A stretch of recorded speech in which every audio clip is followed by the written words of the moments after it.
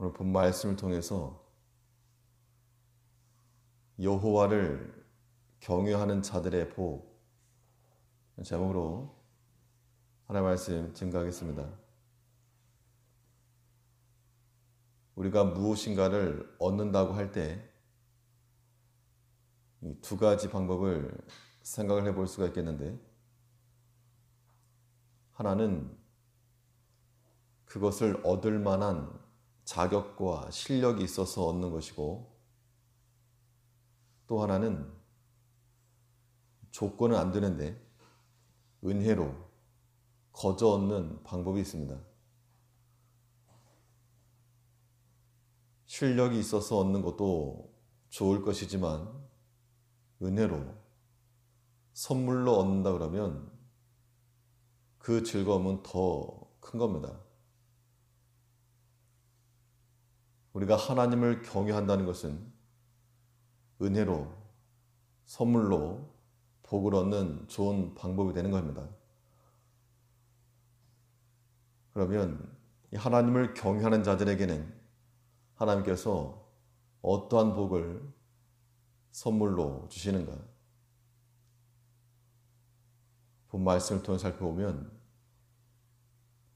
먼저 하나님을 경외하는 자들에게는 그 손에 힘을 더하여 주신다 그랬습니다. 하나님을 경외하고 그 도에 거하는 자들마다 하나님께서 그 손에 힘을 더하여 주실 것이라. 1절에서 여호와를 경외하며 그 도에 행하는 자마다 복이 있도다. 내가 네 손이 수고한 대로 먹을 것이라. 내가 복되고 형통하리로다. 하나님께서 주시는 복은 그 손에 힘을 더하셔서 그 수고한 대로 먹을 것을 주시겠다고 말씀하고 있습니다.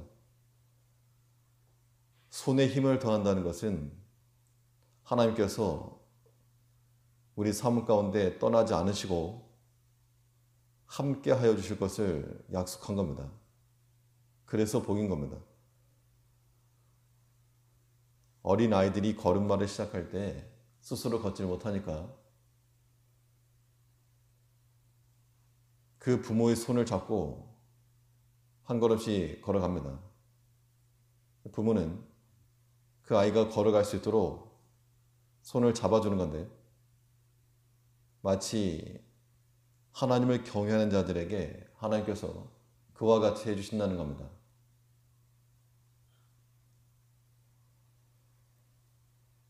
그 복이라고 하는 것은 다른 것이 아니고 하나님이 우리와 함께 하셔서 우리 손을 잡아주시고 손에 힘을 주시는 것.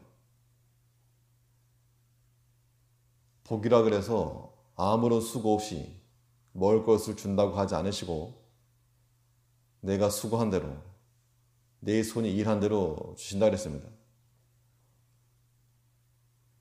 이것이 우리를 사랑하시는 하나님의 방법인 겁니다. 부모가 자녀를 위해서 해준다고 다 해줘버리면 그 아이는 자립심이 부족하고 결국에는 적응력이 떨어지는 겁니다. 하나님께서 우리의 약함을 다 아시고 또 우리 간절함도 다 아시지만 우리 생각 같아서는 하루아침에 복권에 당첨이 된다든지 그런 기회를 통해서도 얼마든지 우리의 문제가 해결될 수 있겠지만 그렇게 하지 않으시고 하나님께서 우리에게 명하신 대로 그 손에 힘을 더해서 수고한 대로 먹을 것을 주시겠다 그랬습니다. 우리가 하나님을 의지하는 마음으로 힘을 내서 감당해낼 때 그때 하나님께서 우리에게 은혜를 주시는 겁니다. 결국 우리가 무엇을 복으로 삼을 것인가 라고 하는 문제가 대두될 것인데, 우리는 창고에 먹을 것이 많아서 많이 쌓아두어서 그것이 복이라는 생각은 버려야 됩니다. 하나님께서 우리와 함께 하셔서 내 손에 힘을 더하시고 우리의 살아갈 수 있는 힘을 주신다라고 하는 이 명확한 신앙 고백이 우리에게 복인 겁니다. 그런 믿음을 가지고 있는 사람들은 매사 성경의 교훈한 대로 게으르지 않고 열심을 품고 주를 섬기는 겁니다. 그럴 때 하나님께서 또한 우리에게 길을 주셔서 우리가 살아갈 수 있는 모든 필요한 것들 주신다 그랬습니다.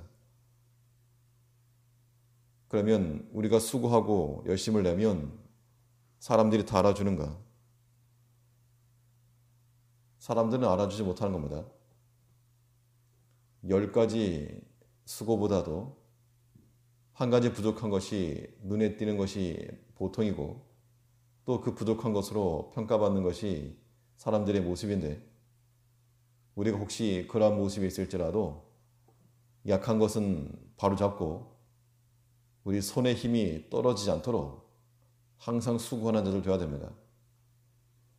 그 손의 힘은 주를 경외하는 자들에게 하나님께서 주신다고 약속하셨으므로 모든 믿음의 현장에 서서 모든 준비를 다 갖춰놓고 순종하려고 하는 자세를 가지고 있으면 그 손에 힘을 주는 겁니다. 열려있는 길을 가려고 할 것이 아니고 하나님 함께 하심을 믿고 믿음으로 나아갈 때 하나님께서 우리에게 손에 힘을 더하시고 그 수고한 대로 우리에게 복을 주신다고 했으므로 하나님을 경외하며 그 도에 거하여 하나님의 손을 붙잡고 나아갈 수 있는 우리가 되어야 되겠습니다. 또 하나님을 경외하는 자들에게 어떠한 복이 주어지는가? 하나님을 경외하는 자들에게는 열매를 발견하게 하신다고 그랬습니다.